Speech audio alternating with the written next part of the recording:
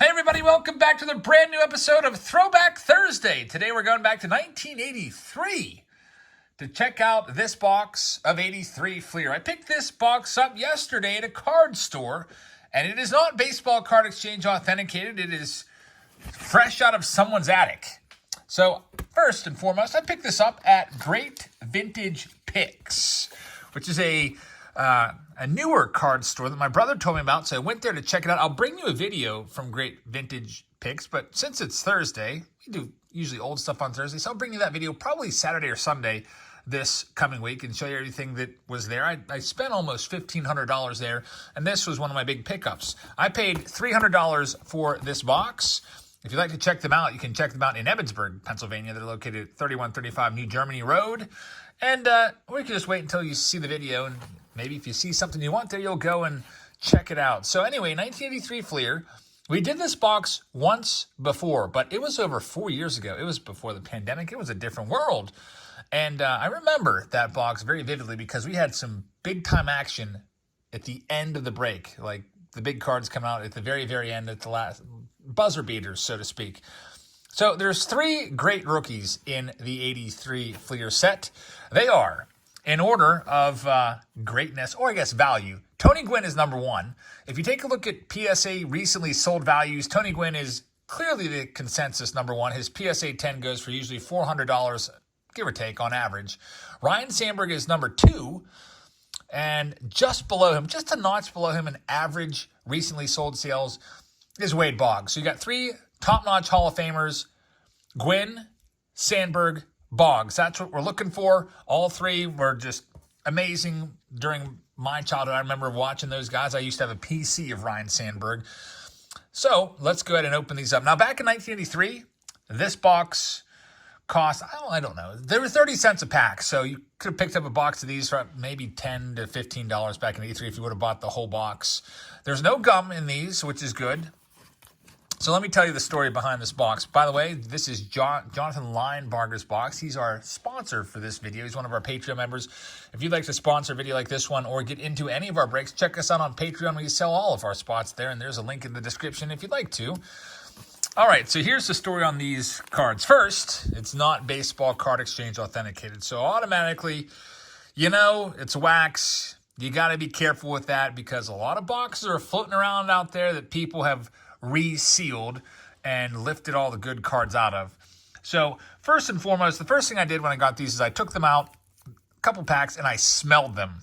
And they smelled good. They didn't smell... What I'm looking for is I'm looking for a mildew smell or a moldy basement smell. If they smelled like that, I'm passing because I've opened stuff like that before and cards have literally had black mold on them. So that's one thing you want to look out for because a lot of people's basements have moisture, and that moisture gets on the card, it gets mold, and then they're worthless. The second thing I noticed when I was pulling these out, I looked at the back of them, and when I picked up the first pack, it stuck to the previous pack, which is a good sign for me because it means, like, I took that as these packs have probably been in this same order for the longest time. Somebody took these all out and resealed them, put them back in. They're probably not going to be sticking together. Hear that? Hear how those packs are sticking together? Now, hopefully the cards don't stick together. Now, these packs came into the shop, Great Vintage Picks, from an elderly gentleman that had a whole bunch of boxes in his attic. And he sold this to the owner there. I don't know if he's going to sell the other ones, but the owner said he had like a bunch of early 80s stuff. So let's see if that seller is legit. Hopefully all these packs are good to go. Here we go, pack number one. There's no gum in these.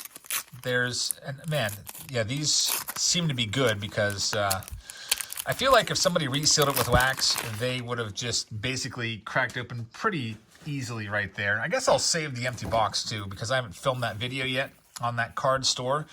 And I'm going to show the box. So here we go, looking for Tony Gwynn, Ryne Sandberg, and Wade Boggs. There's Ted Simmons, who's a Hall of Famer, of course. He was one of those guys that I would have thought never would have been in the Hall of Fame when I was growing up. I don't remember ever even putting Ted Simmons cards aside in my good pile. He was just a 5-center to me, 5-cent common. They also, note that they're really promoting that you get 2 photos on each card. So back in 83, there was a lot of competition coming into the hobby. It all started in 81 when Donruss and FLEER jumped in and kind of ended Topps monopoly. And there's Howard Johnson. So nice little Howard Johnson rookie card right there. Gaylord Perry, Hall of Famer with the Mariners. I always say I gotta start looking at Gaylord Perry cards and see if is he holding a nail file right there? Maybe. He was a master at doctoring baseballs. Another Hall of Famer. We've got Don Sutton. And another Hall of Famer, Tom Seaver. So definitely some nice cards in there. I guess let's just start taking some of these out. Some of the bigger Hall of Fame names, like the Seaver. Get that one sleeved up. See how these packs are sticking together? I took that as a good sign.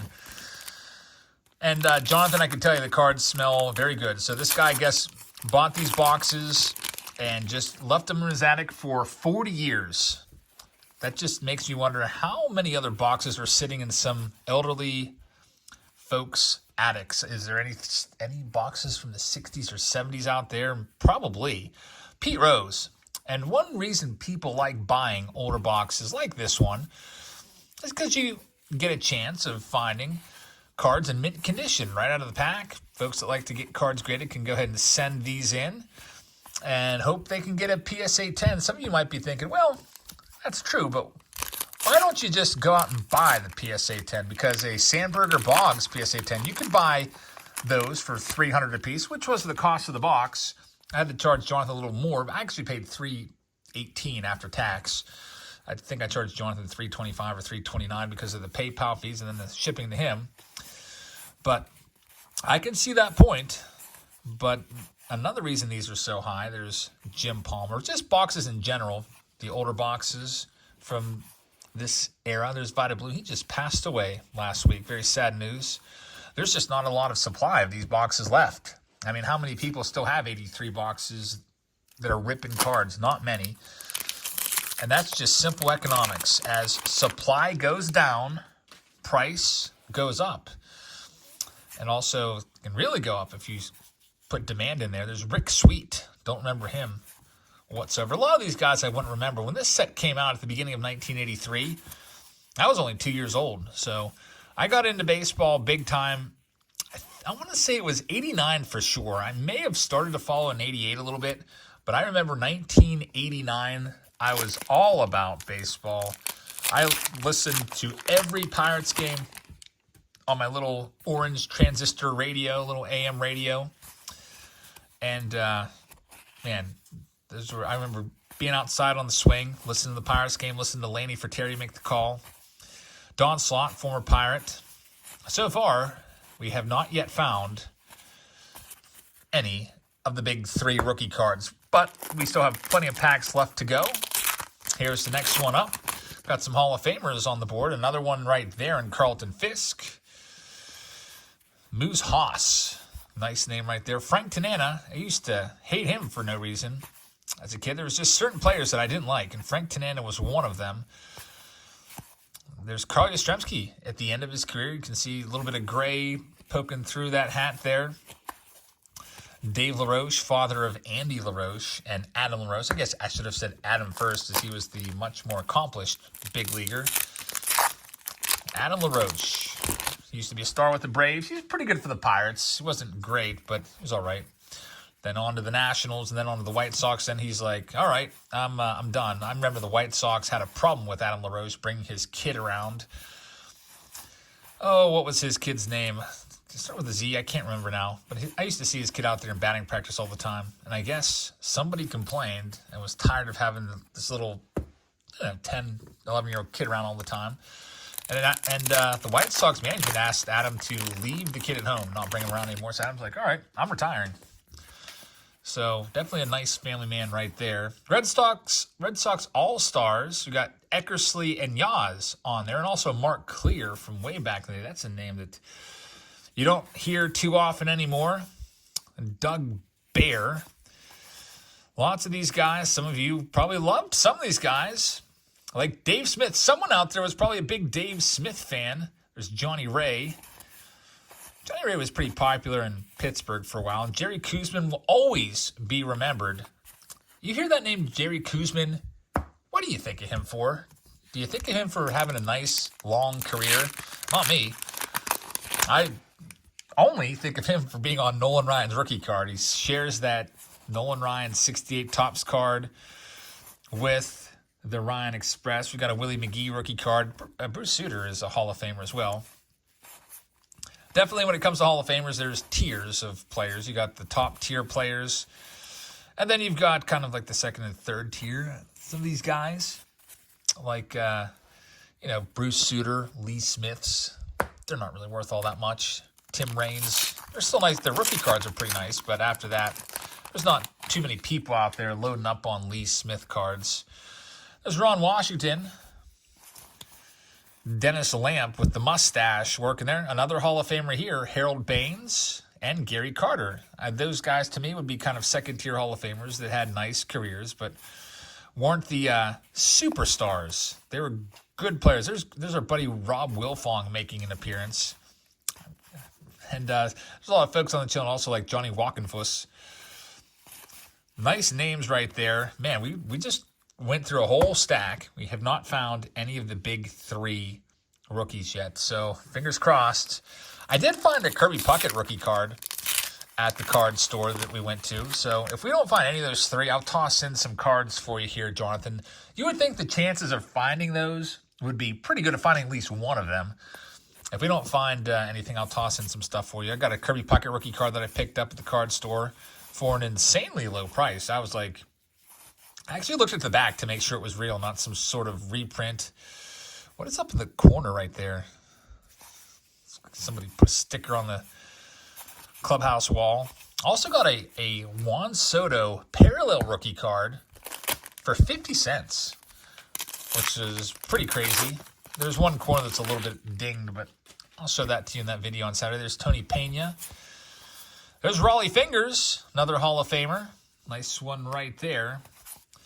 If you're a real expert on this kind of stuff, on these old boxes, there's Lee Smith, just talking to Hall of Famers, you would be able to tell if a box was tampered with because the cards will always come out in the same order. So, for example, if you're looking for Tony Gwynn, there's always the card before him 90% of the time is always going to be the same player. I don't remember who it is. I could go back and watch my video when I pulled that card a couple times in the other box.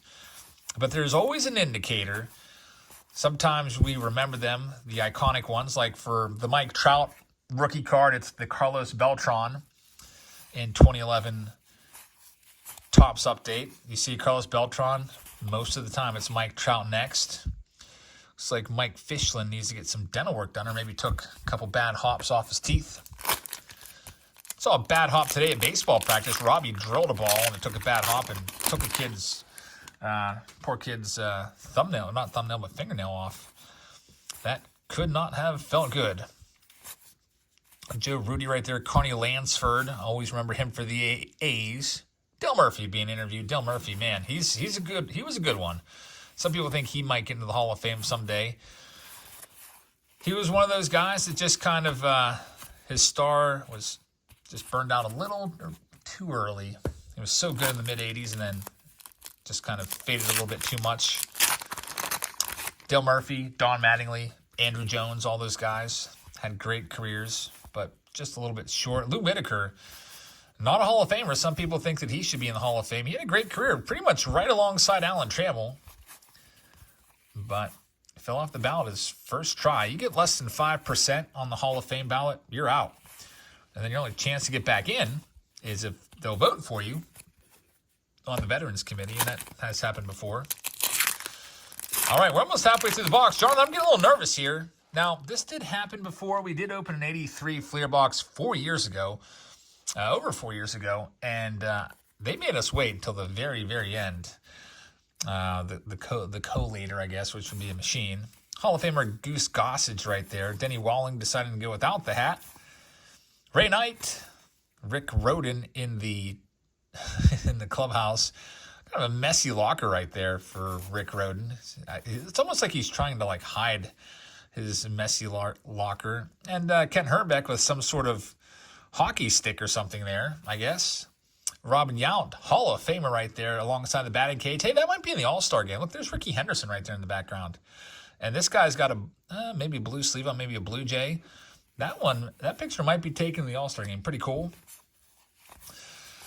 So we're finding lots of Hall of Famers, but we haven't found the big three yet. Also, Jonathan, lots of stickers here for your binders from the thrift store. Sent those out to you the other day. Those binders actually were pretty good. There's Johnny Bench playing some third base later on in his career. Randy Jones, we'll get that Johnny Bench sleeve. I think that's Johnny's last card. Champ Summers, what a name. Great name right there. I remember him being involved in some big brouhaha, some huge brawl. Champ Summers, and there's Reggie. Reggie Jackson, Mr. October, one of the all-time greats. It's nice looking at all these old cards, huh? Brings back memories for some of you guys that maybe purchased these cards. Let's see. So I first started buying cards when I was about 8 years old in 89, summer of 89. So that would mean if you started buying cards around the same time, I feel like a lot of kids got into it around that age. So you're probably right now, 6 years older than me. So you're late 40s. This is probably right in your collecting wheelhouse, or at the height or pinnacle of your collections, for some of you folks. There's Mike Schmidt, Hall of Famer Mike Schmidt right there, and Ken Smith, Tommy Boggs, Danny Heap. We've not yet seen Cal Ripken Jr. yet either. There's a second-year Cal Ripken. I love that card, so hopefully we can see that one. We're about halfway through the box. Also, there's 38 packs in here. FLEER gave you 2 extra packs, or gave the retailer 2 extra packs to hopefully make them buy more FLEER boxes to sell. If they were just going to put 1 box of cards in their store, they were hoping it would be FLEER. There's Reggie once again. And we've got Speed. I wonder if that's the, do we have it? Do we complete the puzzle there? Hey, look at that in the same pack. That made that easy. So these cards here, you're supposed to put them together. It's almost like a precursor to the booklets. They're now so popular. Love booklets. Put the rest of the stack in Jonathan's stack of cards. Man, every time I see a Padre, just for a second, I'm hopeful that it's finally going to be the Gwynn. No Tony Gwynn yet in here. All right, Jonathan, here we go with this next one. These stickers, by the way, probably not going to work out too well for your binders because they're just flaking right off from age. We got Nolan Ryan on the top. Very nice. Nolan Ryan. I don't know what he's reacting to there, but he's got his hands on his head. Man, everybody loves Nolan Ryan. Let's see what else we've got. He would be if he could probably run for the governor of Texas, and he would win in a landslide. And nothing else in there, but a nice Nolan Ryan. Next pack up. Let's see what we can find. We've got George Brett on the back, which is a good one. There's John Tudor. 660 cards total there's Eddie Murray. Good old Eddie sleeved up. Near the beginning of his career, his rookie card was 78. But 660 cards in the set. There's 15 cards per pack times 38. There's George Brett. So altogether in this, I can't do that math in my head. I guess we could do it. Let's see. What's an easy way of doing that math? We could do 40 packs times 15. That would give us 600 cards. So there's around 600 cards in here. You'd hope that we'd be able to find one of the big rookies. Still not here. I don't know. We might not find any of them, which would be a travesty. When you buy a more expensive box like this, there's Johnny Grubb, who's, I guess, doing an advertisement there for Ranger, whatever that drink is, Ranger Aid. And nothing there. But, $300 for a box is a lot for junk wax air cards. But when you think about it, that's about what boxes cost nowadays. 2023 Bowman Hobby Box, for example, is about $300. Paul Alder, another Hall of Famer right there. So we've got almost all the Hall of Famers out of the way, except for the big three. There's Steve Garvey, not a Hall of Famer. Again, taken at his locker. Kind of a weird spot. I feel like that's almost like an invasion of privacy. He's probably trying to get changed after the game there. His batting gloves are all filthy dirty, so just getting ready to get changed and have some photography be like, hey, Steve, can I take your picture? Doesn't even have his hat on. But Steve Garvey looked like he was all right with it.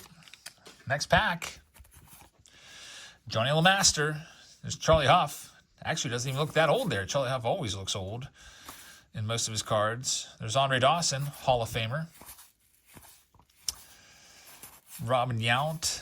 Dave Stewart. Second-year card. And Craig Reynolds. Oh, man, I can feel the tension building in me. Like, I'm worried we're not going to find any of the big three. Jonathan, let's see what we've got going on next. Oh, here we go. There's one. Ryan Sandberg. We can cross off the first of the big three hits tonight. The Ryan Sandberg in a PSA 10 goes for just under $300. It is ranked number 2 in value in this set. So Ryan Sandberg, very, very nice. Unfortunately, this card is off-center. I would say it's probably about 30-70 from left to right. So if you did get it graded, it may get a qualifier of OC. Sometimes they let them go. So I guess it all depends on your grader. Sometimes they let it slide. But, hey, we got one, Ryan Sandberg.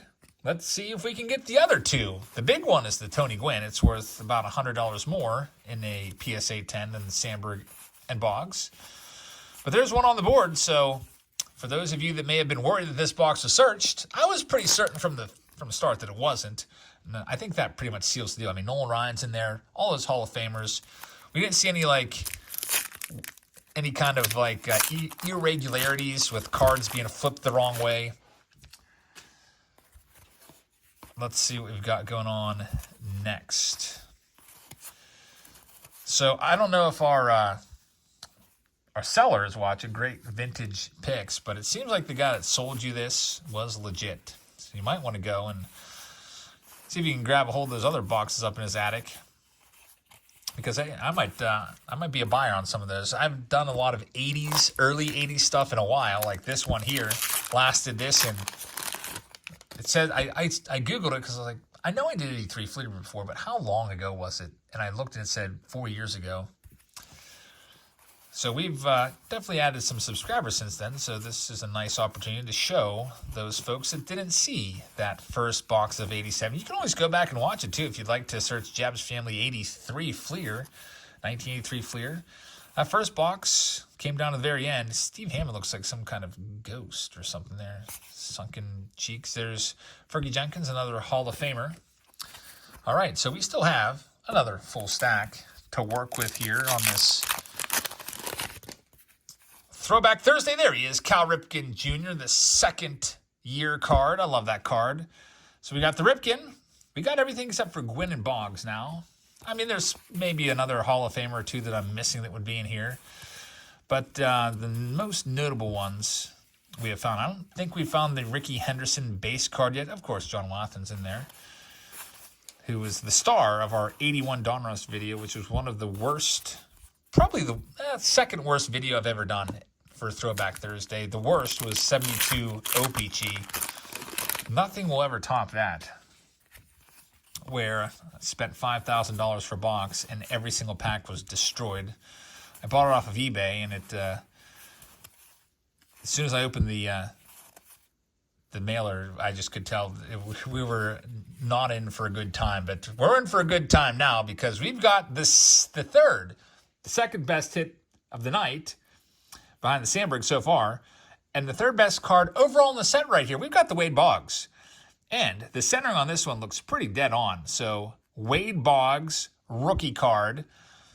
Man, was Wade Boggs ever a great hitter? If you just go back and look at his stats, go to his baseball reference page. The guy's stats were insane. Wade Boggs, Ryan Sandberg. There's Tony Perez, who's a Hall of Famer as well. Now we just need to find Tony Gwynn. Can we do it? Let's go ahead and see. See how those packs stick together? They even have a little bit of, not paper loss, but ink loss on the packs. I took that as a good sign. FLEER has this kind of like a weird grit to it anyway, so I didn't expect the cards to stick together. Now, if this was a glossy set where the cards have gloss on them, then we may be in big trouble. If you put a glossy set of cards in heat, like a 01 Topps box or 02, 03, those cards are going to brick up, and you're not getting those apart. All the cards will be destroyed. All right, here we go with this next one. We've got maybe about 6 packs left after this one to find Tony.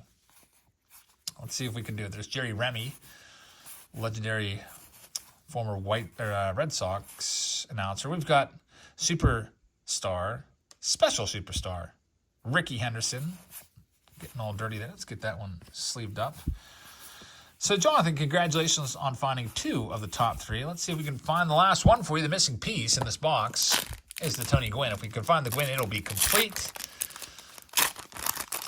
Either way, even if we don't find it, it's still fun to look through these on a Thursday evening with you all. Thank you very much. After this video is over, I'm going to head upstairs and start doing an auction. You can check that out. I'll probably be live from 9:35 p.m. Eastern until about 11 p.m. Eastern time or so. There's Dave Dravecki. We've got Joe Morgan. Hall of Famer Joe Morgan is in there. Bill Buckner. Always feel bad for Bill Buckner. Of course, rest his soul. But Bill Buckner, such a great player. But if you say Bill Buckner, you remember him for one thing, and that's that ground ball through the legs. There's Del Barra, who's doing some sort of weird chin-up on his bat or something. What's he doing? Why can't he hold his bat there? What's he carrying? Del Barra, maybe some sort of weird challenge in the dugout. Joe Youngblood, who's in the Guinness Book of World Records, only player to get a hit in the same day with 2 different teams.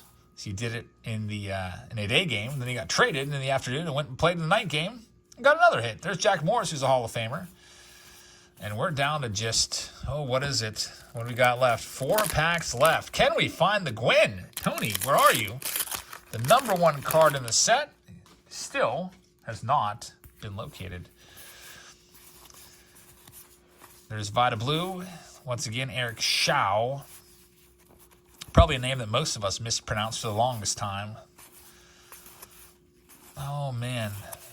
He's not there. Vaughn Hayes, one of my least favorite players. I think I didn't like him because his name was Vaughn. It's just a weird reason. All right. 3 packs left. Rod Carew, that's our first time seeing Rod, so there's still hope. As long as we're seeing new cards like that, there's a chance that the Tony Gwynn would be in that pack if we're seeing new cards. If we see repeats, then that's probably a bad thing because more likely than not, he wouldn't be in there. There's Rick Mailer signing a bunch of baseballs there. Kind of a cool picture. Lou Piniella, Ernie Witt, Jeff Little, and Terry Felton. We have 2 packs left to find them. Either way, thanks for joining us, everybody. I hope you guys have enjoyed this Throwback Thursday. Tomorrow, I'm thinking about doing a face-off Friday where we see what is a better deal. Now, last week, we did retail boxes, the 24-pack retail boxes of 2023 Bowman, and put them up against jumbos and hobbies. And the retail boxes blew them away. They're like twice as good in terms of numbered cards and everything, autographs. So I think we're going to have the championship tomorrow and try the blasters, which I've heard are really good. I've opened some. I didn't think they were that great, but we'll try it out. Blasters versus retail boxes tomorrow in Face Off Friday. So join us for that. And now here we go. Last pack. What are we going to do? Tony Gwynn has not been found. Everybody else has. We got the Ryan Sandberg rookie. We got the Wade Boggs rookie card. We got the Nolan Ryan. We've got the Cal Ripken second-year card. But no Tony Gwynn. Last chance to find him. Cross your fingers, Jonathan. Here we go. We know it's not the last card because it's Bobby Clark. There's Jim Cott giving an interview. Dave Winfield. A couple Hall of Famers to start the pack. Let's see if we can get one more Hall of Famer and make it Tony Gwynn. Pete Vukovich.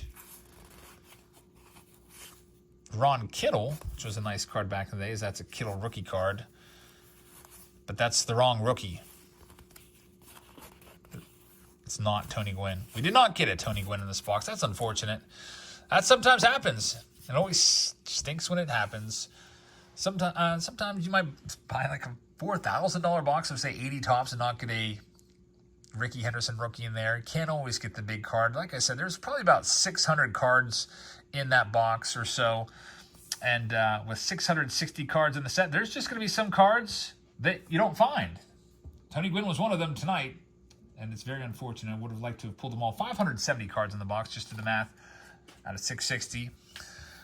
And if you include the duplicates, you know, we may have seen like 500 unique cards tonight. So maybe we'll do this one again in a couple years. 83 FLEER. If you'd like to see the Tony Gwynn, you can search 1983 FLEER Jab's Family and watch the video from 4 years ago. And man, Tony Gwynn does not like to come out and show his face all that often, because I feel like we had to really wait long in that one too to find him. But hey, it was fun tonight. Thank you very much for watching. We will have the complete haul from Great Vintage Packs for you in its own video coming up soon. Check us out for Face Off Friday tomorrow. And check us out tonight for our live auction. So thank you very much for watching, and I will see you all later. Good night, everybody.